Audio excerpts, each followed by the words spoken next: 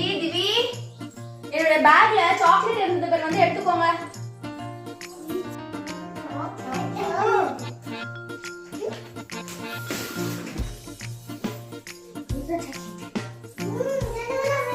என்ன பண்றீங்க? என்ன பண்றீங்க?